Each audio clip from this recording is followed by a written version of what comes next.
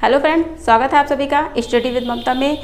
आज है ईवीएस का पार्ट 8 7 पार्ट तक कंप्लीट हो चुका है। अगर आपने पिछला वीडियो नहीं देखा है तो डिस्क्रिप्शन में उसकी लिंक है, आप वहां जाके सारे वीडियो एक साथ देख सकते हैं। ठीक है, आज हम डिस्कस करेंगे कुछ उसको यहाँ पे कुछ चीज़ें हैं, कुछ पॉइंट्स हैं जिनके बारे में हम आज पढ़ेंगे और जानेंगे कि कहाँ पे क्या चीज़ें खाई जाती हैं, किस तरह से घर होते हैं या किस चीज़ का आविष्कार कैसे हो गया। तो कुछ ऐसी चीज़ें हैं। चलिए आते हैं ब्रेन लिपि। ब्रेन लिपि का आविष्कार लुई ब्रेन ने किया था और ये थे फ्रांस के वैज्ञानिक। क्या ब्रेन लिपि जो होती है वो 6 बिंदुओं पे आधारित होती है। जो देख नहीं सकते वो उनके पढ़ने का तरीका है ये तरह से, और ये 6 बिंदुओं पे आधारित होती है। ब्रेन एक कागज़ पे होता है जिसके बिंदु उभरे हुए होते हैं और उस पर हाथ फेर के लोग उसको पढ़ते हैं।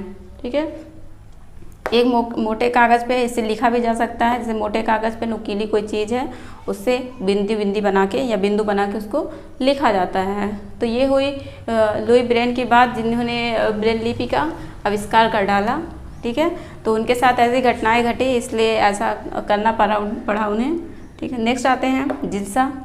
जिंसा एक प्रकार का क्या है, खेल है जिसको हम लोग यूज़ करते हैं बच्चों के लिए। आड़े तिरछे चित्र काट देंगे और उन्हें उसको जोड़ने के लिए दिया जाता है, जिससे उनका कॉग्निटिव डेवलपमेंट मतलब एक तरह से वो सोचने की क्षमताएं उनके अंदर बढ़ती हैं। छोटे बच्चे होते हैं और चित्र को इस तरह से आड़े तिरछे काटें, सिंपल तरीके से ना काटें कि वो आसानी से जोड़ सकें। थोड़ा टेढ़ा तिरछा किसी भी चीज़ का चित्र हो जाए, चाहे पेड़ पौधे, जीव जंतु, पशु पक्षी, किसी भी चीज़ की तरह का चित्र वो हो सकता है और उसको जोड़ के उसके नाम पूछे जाते हैं। तो वो हुआ जिंसा। जिंसा एक प्रकार का क्या है, खेल है। फिर आते हैं विष्णु चिंचालकर। विष्णु चिंचालकर कौन थे, ये इंदौर एमपी के थे। ठीक है, इंदौर जो कि स्वच्छता के मामले में कई सालों से पुरस्कार जीतता रहा है। तो ये थे इंदौर के और एक कलाकार थे जिन्होंने सूखे पत्तों से चित्र बनाने की कलाएं लोगों को बना के इसके लिए प्रेरित किया, और ये इन्हीं से प्रेरणा इसको मिली सूखे पत्तों से चित्र बनाने की। फिर नेक्स्ट है डांस में जो इशारे किए जाते हैं। जो डांस होता है कई अलग अलग जगहों के, चाहे कर्नाटक हो गया, केरल हो गया, कथकली, कथक या इस तरह के कई सारे डांस हैं अलग अलग स्टेट के। तो वहाँ में जो इशारे और हाव भाव करते हैं उसको हम लोग क्या कहते हैं, मुद्राएं कहते हैं। ठीक, उसके हाव भाव को मुद्राएं कहते हैं। फिर नेक्स्ट आते हैं खाना। ठीक, अलग अलग जगह पे अलग अलग चीज़ें खाई जाती हैं, वो चाहे कंट्री हो गया, स्टेट हो गया। ठीक, तो ऐसे ही हांगकांग है। हांगकांग में सांप ज़्यादा होते हैं। वहाँ के लोग आसानी से, सांप बहुत ज़्यादा होते हैं वहाँ पे। लोग सांप को उबाल के या किसी भी तरीके से वहाँ पे खाया जाता है सांप को।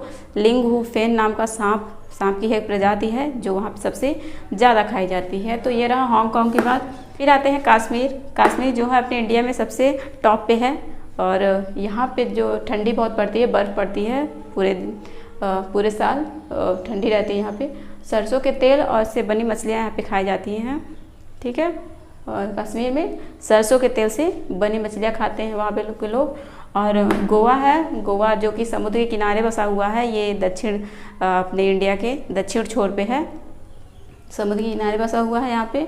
और यहाँ पे नारियल बहुत ज़्यादा होता है, तो नारियल के तेल से बनी मछलियाँ यहाँ पे खाते हैं। तो इन दोनों को आप रिलेटेड करके पढ़ सकते हैं कि कश्मीर और गोवा, कंफ्यूज मत होइएगा, क्योंकि कश्मीर जो है वहाँ सरसों के तेल में बनी मछलियाँ खाते हैं और गोवा में नारियल के तेल में बनी मछलियाँ, क्योंकि नारियल यहाँ पे आसानी से मिल जाता है। और वही चीज़ें वहाँ पे ज़्यादा खाई जाती हैं जहाँ पे जो चीज़ें आसानी से मिल जाए, चाहे वो सब्जी हो गया, मांस मछली या कुछ भी हो गया। ठीक है, तो इसी तरह से आते हैं केरल पे।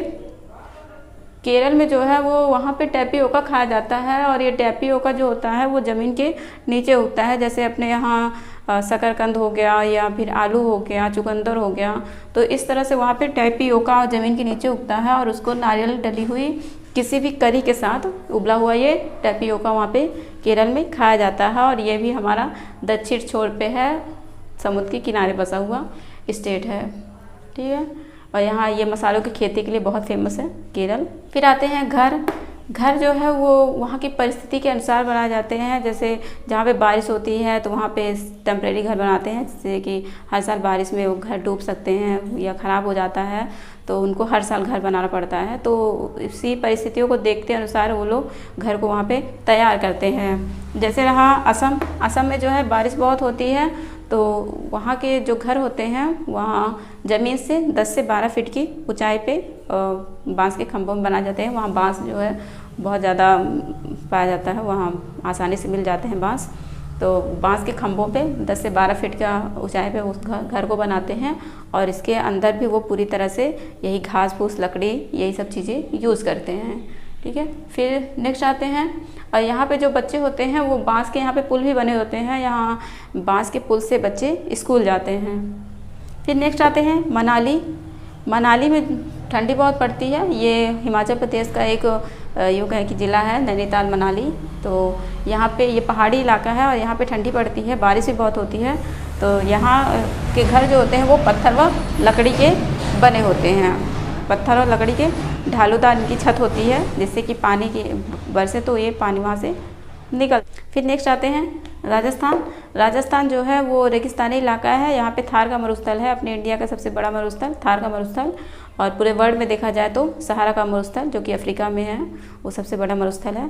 और यहाँ पे बारिश बहुत कम होती है, इनके यहाँ गर्मियाँ भी बहुत पड़ती हैं। तो इस वजह से यहाँ के घर जो होते हैं वो मिट्टी से बने होते हैं। मिट्टी की मोटी मोटी दीवारें होती हैं, क्योंकि मिट्टी जो होता है हमारे बॉडीज़ को ठंडा रखता है ये, तो इसलिए वहाँ के घर जो होते हैं मिट्टी से दीवारों से बने होते हैं। और जो छत होती है वो कटीली झाड़ियों के बने होते हैं, क्योंकि वहाँ पे पत्तेदार वृक्ष नहीं पाए जाते, पेड़ पौधे, वहाँ पे कटीले पेड़ पौधे ज़्यादा पाए जाते हैं, झाड़ियाँ पाई जाती हैं। तो वो छत जो है वो कटीली झाड़ियों के बने होते हैं।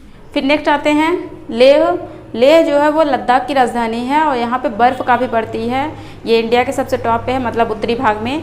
तो यहाँ पे जो घर बने होते हैं वो पक्के होते हैं। ये घर 2 मंजिलें होते हैं इनके, और नीचे की मंजिल पे, दोनों मंजिल पे ये रहते नहीं हैं। नीचे की मंजिलों पे कुछ जानवर या सामान रखने के लिए होता है और ऊपर की मंजिल पे लोग रहते हैं। तो ये रहा हमारा आज का वीडियो। आज ईवीएस का पार्ट 8 कंप्लीट होता है। मिलेंगे नेक्स्ट वीडियो में। कैसा लगा हमारा वीडियो कमेंट करके बताइए, लाइक कीजिए, सब्सक्राइब कीजिए और लोगों के साथ शेयर कीजिए। Thank you.